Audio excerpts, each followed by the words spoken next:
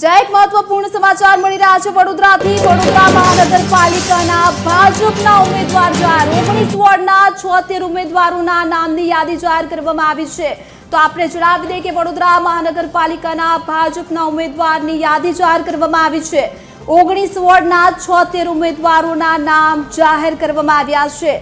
તો વડોદરા મહાનગરપાલિકાના ભાજપના ઉમેદવારોના નામ પર મહોર મારવામાં આવી છે। તો 19 વોર્ડના 76 ઉમેદવારોના નામની યાદી ભાજપ દ્વારા જાહેર કરવામાં આવી છે। હવે ધીરે ધીરે જે ચિત્ર છે તે સ્પષ્ટ થઈ રહ્યું છે।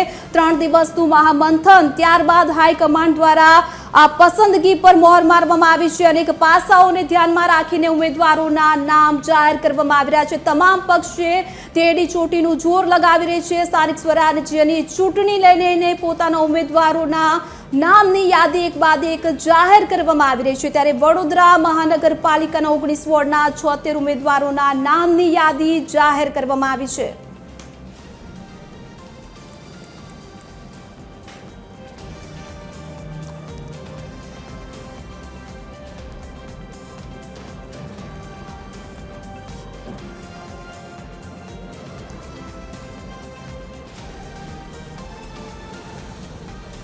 તો જે પ્રકારે 6 મહાનગરપાલિકાઓના નામ ઉપર સૌ કોઈની નજર હતી, ત્યારે વડોદરા મહાનગરપાલિકાની સૌપ્રથમ યાદી જાહેર કરવામાં આવી છે। ભાજપ દ્વારા 3 દિવસનું મહામંથન બાદ આ અનેક પાસાઓને ધ્યાનમાં રાખીને આ યાદી જાહેર કરવામાં આવી છે।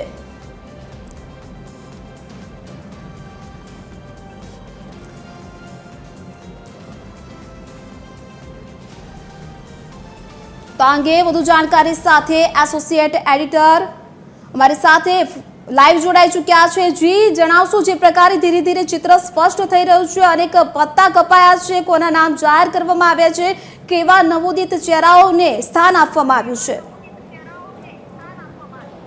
જો વડોદરા મહાનગરપાલિકાની યાદી જાહેર થઈ છે અને તેમાં મોટા ભાગના નવોદિત ચહેરાઓને સ્થાન આપવામાં આવ્યું છે। કેટલાક જે જૂના ચહેરાઓ છે અથવા પૂર્વ કાઉન્સિલરો છે, વર્તમાન કાઉન્સિલરો છે, તેમને રિપીટ કરવામાં આવ્યા છે। જેમાં વોર્ડ નંબર 4માં અજીત દધીજને રિપીટ કરવામાં આવ્યા છે। આ ઉપરાંત વોર્ડ નંબર 2માં ભાણજીભાઈ પટેલ છે, વર્ષાબેન વ્યાસ છે, પાર્ટીએ તેમને રિપીટ કર્યા છે। આ સિવાયના જે અન્ય વોર્ડ છે તેમાં ભારતીય જનતા પાર્ટી દ્વારા કેટલાક ચહેરાઓને રિપીટ કરવામાં આવ્યા છે। એમના વોર્ડ નંબર 5માં તેજલબેન વ્યાસને ફરીથી ભારતીય જનતા પાર્ટીએ ટિકિટ આપી છે। આ ઉપરાંત અન્ય જે વોર્ડની વાત કરવામાં આવે તો બાકીના જે વોર્ડ છે તેમાં મીનાબેન ચૌહાણ જે છે એ 8 નંબરમાં એમને રિપીટ કરવામાં આવ્યા છે। રીટાબેન આચાર્ય છે, એ પણ કાઉન્સિલર જ છે, વર્તમાન કાઉન્સિલર છે, તેમને પાર્ટીએ રિપીટ કર્યા છે, ફરીથી ટિકિટ આપી છે। આ ઉપરાંત વોર્ડ નંબર 9માં સુરેખાબેન પટેલ અને શ્રીરંગ આયરેને ભારતીય જનતા પાર્ટીએ ટિકિટ આપી છે, એમને રિપીટ કરવામાં આવ્યા છે। આ ઉપરાંત વોર્ડ નંબર 10માં અવનીબેન સ્ટેમ્પવાલાને ભારતીય જનતા પાર્ટીએ ટિકિટ આપી છે, ફરીથી રિપીટ કર્યા છે। નીતિન ડોંગા પર પણ વિશ્વાસ ભારતીય જનતા પાર્ટીએ જાળવી રાખ્યો છે, તેમને પણ પાર્ટીએ ટિકિટ આપી છે। આ ઉપરાંત વોર્ડ નંબર 11માં નરવીરસિંહ ચુડાસમાને પણ ટિકિટ આપવામાં આવી છે। દલસુખ પ્રજાપતિના પુત્ર ઉપેન્દ્રને પણ વોર્ડ નંબર 11માં ટિકિટ આપવામાં આવી છે। આ ઉપરાંત અન્ય જો વાત કરવામાં આવે વોર્ડ નંબર 12ની તો રીટા સિંઘને ત્યાંથી પાર્ટીએ ટિકિટ આપી છે। સ્મિત અર્દેશનાને પણ ભારતીય જનતા પાર્ટી દ્વારા રિપીટ કરવામાં આવ્યા છે। આ ઉપરાંત વોર્ડ નંબર 14માં દીપિકા પટનીને ભારતીય જનતા પાર્ટીએ ટિકિટ આપીને ત્યાંથી તેમને રિપીટ કર્યા છે। આ જે ઉમેદવારો છે જેના પર પાર્ટીએ વિશ્વાસ જાળવી રાખ્યો છે તેમને રિપીટ કરવામાં આવ્યા છે, એ નામ છે। આ ઉપરાંત અન્ય જો વોર્ડની વાત કરવામાં આવે તો જીતેન્દ્ર સુખડિયા જે પૂર્વ ધારાસભ્ય છે, પૂર્વ મંત્રી છે, તેમના પુત્રને વોર્ડ નંબર 17માં ભારતીય જનતા પાર્ટીએ ટિકિટ આપી છે। આ ઉપરાંત વોર્ડ નંબર 16માં પૂર્વ કાઉન્સિલર વિજય ચૌહાણ કે જે ગત બોર્ડમાં હતા એના આગલા બોર્ડમાં હતા, ભારતીય જનતા પાર્ટીએ તેમને ત્યાંથી ટિકિટ આપી છે, તેમને રિપીટ કર્યા, પુનઃ વિશ્વાસ તેમના પર મૂક્યો છે। આ ઉપરાંત અન્ય જો વોર્ડની વાત કરવામાં આવે તો વોર્ડ નંબર 19માં તમામ જે નિમિષાબેન પંચાલ છે, પુનિતા વ્યાસ છે, પ્રણવ રાય છે, વિરેન પટેલ છે, આ તમામ નવા ચહેરા છે। વોર્ડ નંબર 18માં પણ ભારતીય જનતા પાર્ટીએ દીપાબેન પંચાલ, માધવીબેન ગાયકવાડ, ચેતન પરમાર અને કેતન પટેલ જે કક્કુ છે આ એક રિપીટ ચહેરો જી, છે જી. વોર્ડ નંબર 18 માં તેમને પાર્ટીએ ટિકિટ આપી છે વોર્ડ જી. નંબર 17 માં વાત કરવામાં આવે તો મીનાબેન પરમાર કોકિલાબેન જી. પવાર જી, અમિત. ભૂપેન્દ્રભાઈ માછી એટલે કે રાજેશભાઈ માછી છે હિરેન સુખડિયા જે જી, પૂર્વ મંત્રીના જી, પુત્ર અમિત. છે તેમને ટિકિટ આપી છે આ સિવાયના જે તમામ જે ચહેરા છે નવા ચહેરા છે ભારતીય જી, જનતા અમિત. પાર્ટી કહી શકાય કે લગભગ 30 જી જી જી અમિત, આપને એ પણ પૂછવા માંગીશ કે ગત ટર્મ કરતા આ વખતે જે ચહેરાઓ સામે આવ્યા છે નવા, જે જૂના જોગીઓના પત્તા ક્યાં કપાયા છે અને સાથે સાથે કયા નવા ચહેરાઓને સ્થાન આપવામાં આવ્યું છે? જી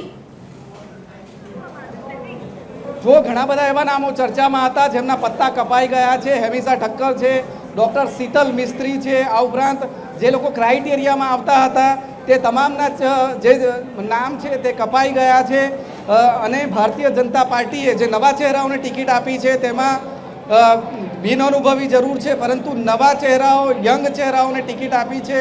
જે યુવા ચહેરા છે તેમને સ્થાન આપવામાં આવ્યું છે એટલે જેટલા ક્રાઇટેરિયામાં જે લોકો આવતા હતા 60 વર્ષનો ક્રાઇટેરિયા છે, આ ઉપરાંત 3 ટર્મનો ક્રાઇટેરિયા છે તે જાળવી રાખ્યો છે ભારતીય જનતા પાર્ટીએ વડોદરા શહેરમાં ટિકિટોની ફાળવણીમાં અને તમામ જે નવા ચહેરા છે તેમને સ્થાન આપ્યું છે. મોટાભાગના 30 થી 40% ચહેરા એવા છે જેમને પાર્ટીએ રિપીટ કર્યા છે, તેમના પર વિશ્વાસ જાળવી રાખ્યો છે. પાર્ટીનું આ પ્રમાણેની જે વહેંચણી છે ટિકિટની તેની પાછળનું કારણ એ પણ હોઈ શકે કે નવા ચહેરાઓની સાથે કેટલાક જૂના ચહેરાઓને પણ રાખવામાં આવે જેથી કરીને ભારતીય જનતા પાર્ટી મહાનગરપાલિકાઓની ચૂંટણીમાં ગત ટર્મ કરતાં પણ સારું પ્રદર્શન કરી શકે અને એટલા માટે જ કેટલાક જૂના ચહેરાઓને જાળવી રાખીને નવા ચહેરાઓને સ્થાન આપવામાં આવ્યું છે. જી અમિત, આપ અમારી સાથે જોડાયા તે બદલ આપનો ખૂબ ખૂબ આભાર. તો જે પ્રકારે 6 મહાનગરપાલિકાઓની સૌ કોઈની નજર હતી કે જેમાં વડોદરા વોર્ડ જે છે તેની મહાનગરપાલિકાની જાહેરાત પ્રથમ કરવામાં આવી છે ત્યારે ભાજપે જાહેર કરેલા ઉમેદવારોના નામની યાદી જાહેર કરવામાં આવી છે. તો એક બાદ એક યાદી જાહેર થઈ રહી છે. ભાજપે જાહેર કરેલા ઉમેદવારોમાં અનેક નવા ચહેરાઓને સ્થાન આપવામાં આવ્યું છે. જૂના જોગીઓના પત્તા પણ કપાયા છે. તો 19 વોર્ડના 76 ઉમેદવારોના નામ જાહેર કરવામાં આવ્યા છે.